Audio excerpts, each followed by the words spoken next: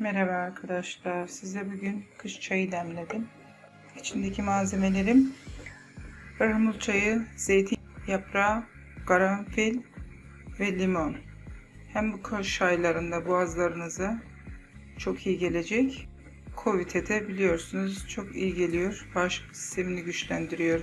İçindeki zeytin yaprağımız.